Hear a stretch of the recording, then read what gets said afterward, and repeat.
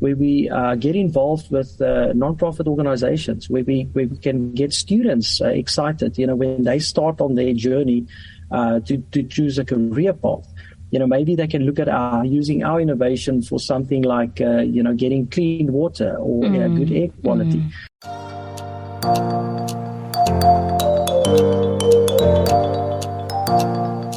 Sustainability is an objective high on everyone's agenda. It's a national priority. 68% of the world's population is expected to be living in a city by 2050, and while cities only cover 2% of the Earth's surface, they consume 78% of the world's energy and produce more than 60% of greenhouse gas emissions. Welcome to Africa Business Radio. I am Nonso Mordi.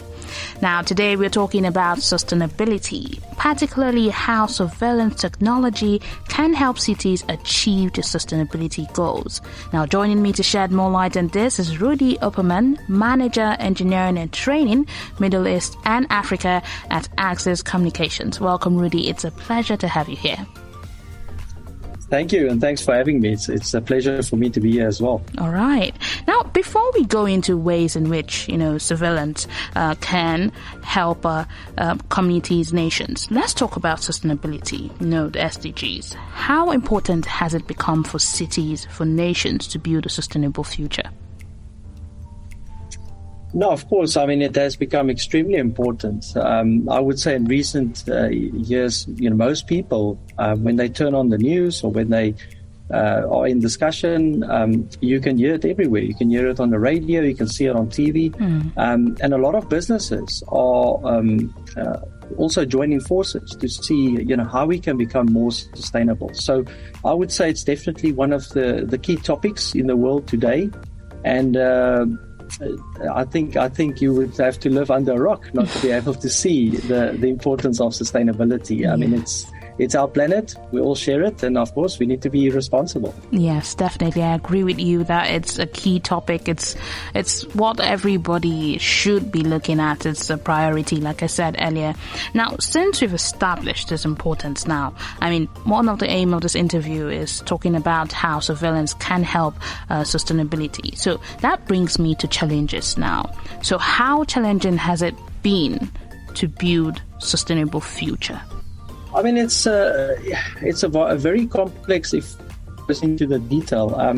Of course, we can sit here and talk about sustainability, but for every person to focus on sustainability and for businesses to focus on sustainability, there are some dependencies that need to come before that. Yes. We can think about cities. If we can succeed in making cities more livable, for the people in cities, and with all the urbanization happening over recent years, of course there are lots of challenges that come with this urbanization and so many people living in cities, and we have to solve some of the other problems first in terms of security and safety, making cities more livable, and it's only once we achieve those goals that we can then really start talking about sustainability. The reality is that, if somebody has some fundamental challenges, with, let's say, medical or schooling or even food, water, electricity, it's very difficult for them to then start talking about sustainability. So I think businesses have this responsibility to solve the initial problems and to help use innovation with imagination, and get together, form partnerships to solve these initial problems, and then we can really engage in discussion about sustainability. Yes, I definitely agree with you on that. Now, speaking of solving sustainable sustainability problems, this is where the cloud-based IoT comes in, if I'm correct. So now, how does this cloud-based IoT work? How is it supposed to help, citizens make better decisions that will improve a quality life?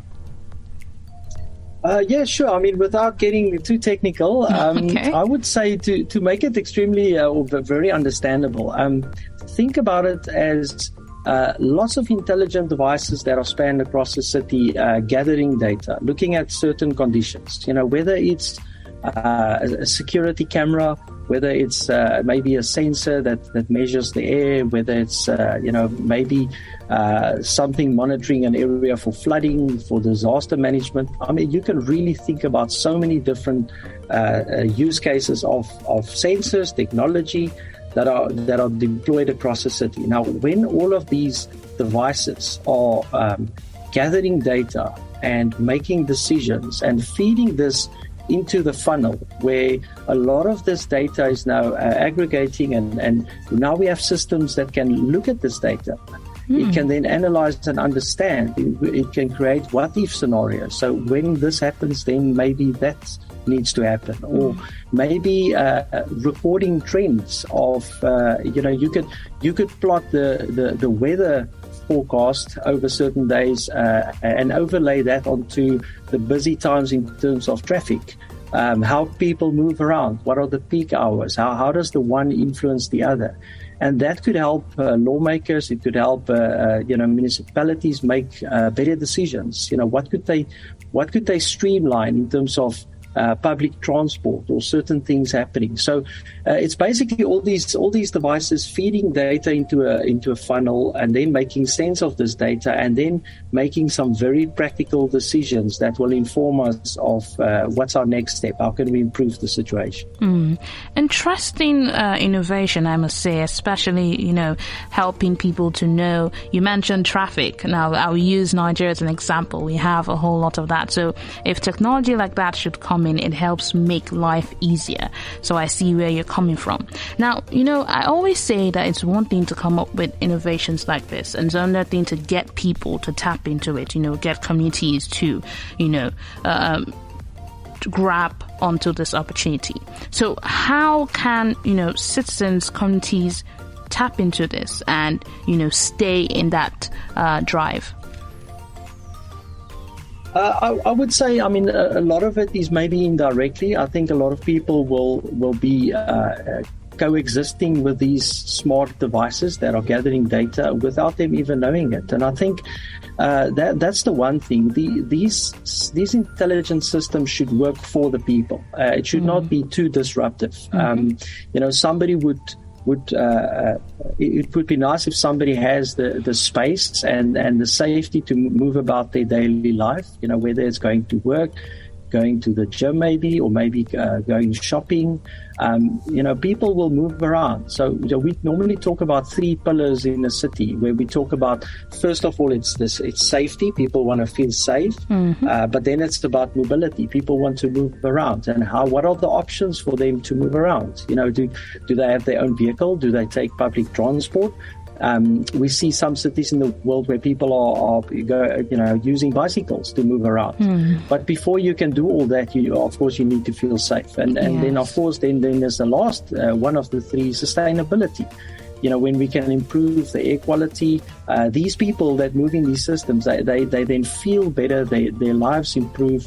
And maybe they become even more encouraged to move around. So this could even stimulate the economy, where people they feel that they want to move around, they want to interact, they want to make use of recreational facilities because they feel safe and the air quality is good. So I think it's very much indirectly how people are actually partaking into this, but there's obviously some things that need to happen for this environment to be established. Yes, definitely. Things need to happen for them to, tap into it. Now, we've been talking about public transportation. So let's talk about how much it has evolved, especially with, the impact of the pandemic, how people travel. So in your view, how much has public transportation expanded, especially with the pandemic coming in? Yeah, of course. I would say, of course, before the pandemic, maybe a lot of people were sitting in traffic in a routine, starting work at a certain time and leaving work at a certain time. So there was obviously a lot of congestion. When we started with the pandemic, of course, one thing that happened is people stopped moving around. So or certainly a lot less. And in some places in the world more than other places. But the trend was people then had time to sit and think about does it make sense a lot of business started becoming extremely innovative to make people work from home, to find better ways of doing things virtually. And since things started opening up more, I think a lot of people still have to move around. But what people started doing is reassessing their priorities and thinking about moving around. What's the purpose of moving around? Is the only way for me to perform my work to actually be in the office? Or are there some functions that I could perform maybe working at home? So we started seeing a lot of these trends where some companies would offer work from home schedules, and people were reassessing their routines. Maybe different working hours was something that people considered. Maybe let's not start working at 8 or 9 in the morning until 5 or 6 in the evening, but maybe I can start to work earlier and then have an earlier evening, or I could have to maybe start later and then have a late evening of work. So I think people started assessing their priorities, and public transportation, of course, now what we can see is this needs to fit into the new routines that people are having. And when we can improve transportation by having all these intelligent devices, gathering data, making decisions, streamlining transportation, also making it safe for people to use this. Of course, then I think mobility is now more purposeful. People understand why they are moving around, and they choose to move around because of something that is important to them, whether it's in their personal life or in their work life. Interesting. Now, you spoke about technology that could help with mobility and the rest, and I know that there are various technologies at this point too. Please tell us about these technologies that are out there that can help. Yeah, absolutely.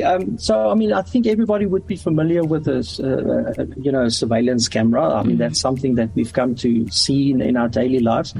But certainly what we've been doing in recent years is starting to reimagine what else could a security camera do. So if the camera is there being used as a camera, maybe it could then be more intelligent. So you could have other analytical software running on this camera. So this camera can now become something else other than a security camera and perform more functions at once. So one way could be to analyze the video data and make decisions based on what's in the video data. And this could be for statistical purposes. It could even be for law enforcement. We could also have additional sensors around the security camera, now feeding information into the security camera. So now the security camera really becomes a hub, and it becomes a solution on its own, where it's recording trends. You could have air quality sensors. You could even have information flowing towards the security camera and control third-party systems through the security camera. So what was seemingly a very dumb device, just a security camera, now becomes a hub of innovation, and we can see so many functions being performed. And we can now think further. If you take a typical light bulb in a city on a street corner, one way of thinking about it was it's a pole that provides light at night for people to move around it. But when you start combining this light pole with the security camera, with all these other sensors that I spoke about, and intelligent analytics running on the security camera, now a street pole actually becomes, again, a solution on its own, because we have so many street poles in the city. You can even have connectivity to the street pole. It could be a Wi-Fi hotspot. It could be maybe potentially a place where people charge their devices. So there's so many ways, and I think if we really work together and think of very innovative ways to take a light pole and make it something else, and then this works for the greater good of the city, I think that's really where the magic will come. Yes, amazing. Really interesting that you spoke about the camera like that. I've never really seen it as just a camera, but that's one thing with technology. New things are coming up every day. And I like that you said if we work together. So how is Access Communications doing with partnership to ensure that this ideas doesn't just stay in one place, but it spreads? Because this can help with sustainability. And as we said, it's important for cities, for nations to tap into it. So how is Access Communications doing with partnership, to help this spread? Yes, absolutely. I think there are many different things that are happening, but if I could name a few, Access has always been a manufacturer that believed that we can't do everything. We can't specialize in everything. Yes. And I don't think any company can specialize in everything. So we do what we do extremely well. We create very secure devices in terms of cybersecurity. They build to quality, they last long, but we also believe that we have to be very open to integrate into other third-party systems, and doing that in a very secure way. But then we start partnering with other companies that specialize in things that they do very well. And when we make it possible for two different companies to have solutions that fit hand in glove together and can work together, then something new comes out of that. So the two together creates added value. And so Access, throughout our journey, we've always seen partnerships as being a way to succeed. We always, I would say, the mainstream protocols, we always support them so that we could integrate with all these other systems. And that means that the solutions become future-proof. So when a municipality or an entity invests in the hardware, they could always build on top of that. They can always add on. So the return on investment is there, because over many years of building, there's always something new and something better that could come from it by just adding on top of that.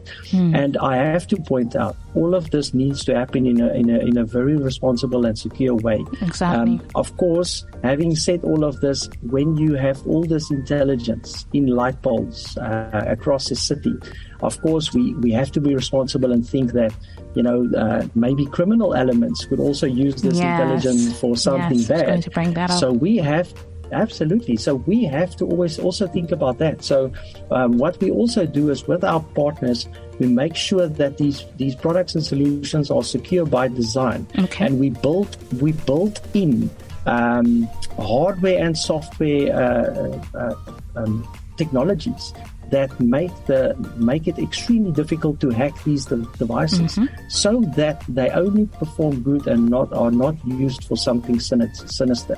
And this is also extremely important. So I believe when these municipalities and these entities are partnering with somebody to build these sustainable and future cities, they have to keep in consideration also to do that with a partner that they can trust and that are secure by design, so that we reach our goals that we want, and we don't have unforeseen risks that can pop up by having criminal elements use this technology for them as well. Yes, I like that you pointed out that as much as you can make it secure, these days we're having a whole lot of cyber crime, so it's almost like each day they come up with new techniques, new ways to tap into. So we also have to be safe and secure.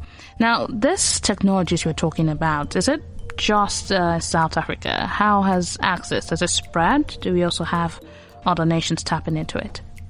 No, absolutely. So Access Communication is a Swedish-based company. Okay. That's where our headquarters are, but it's really a global company. So I would say throughout the globe we have offices, and in each country that we operate, we have our partner, our ecosystem that we refer to. So we have other companies that do things that work very well with our solutions. All right. And also being a global company, what we often do is, if we do something in one part of the world and it works, then we try and share that information through training with across the globe. So we believe in academy education. We have a very active academy program where we educate the market. We try and raise the level of standard and quality in our industry by having people that are really informed, that understand how to do things, how to do it well. And we even have exciting things that we do with students, where we get involved with non-profit organizations, where we can get students excited, when they start on their journey to choose a career path. Maybe they can look at using our innovation for something like, getting clean water or good air quality. So we also try and give back to the community by educating students and creating the future that we all want.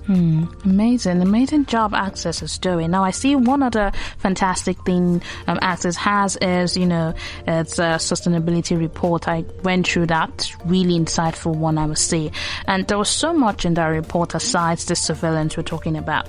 So can you briefly, for those who would listen or who are listening, touch on some of the things on the report so they have knowledge? I mean, they should read it. I recommend that you read it. But then, since you're here, just briefly touch on them. Yeah, of course, without going into too much detail, I mean, even the materials that we use to manufacture our devices. So we, of course, use certain materials. We challenge ourselves to use less harmful materials. If I think about something like power consumption, I mean, even when we design products, we design it in such a way that it consumes less power. So it might be insignificant for one or two devices, but when you have thousands and even hundreds of thousands of devices in the world all consuming less power, then that goes towards our sustainability goals as well. Another thing is in terms of packaging. I mean, the way we package our products, because we have to ship these products all over the world to our distribution partners. If we can make sure that the packaging is as good as we can get it in terms of sustainability KPIs, of course that also does something small. But when you count all these small things together, the end result is we really believe that we our efforts are going towards a sustainable future. It is. I don't just believe, I know that it is, because I mean there's so much thought process put into everything that Access is doing. Now, this report, for those who want to know more about Access Communications, read the report, where can they go to? A website or something? Absolutely. I mean, it's very easy. So if you go to access.com, there's a lot of easy to consume information on our website. Okay. So any person can go. It's not behind a gated password. So the public can definitely just go. If you are interested in this, go to access.com, and also have case studies of how our solutions have of course been implemented and how it's improving the lives of so many people. Amazing. Now, we've established that sustainability is something that we must do as a nation, even as individuals.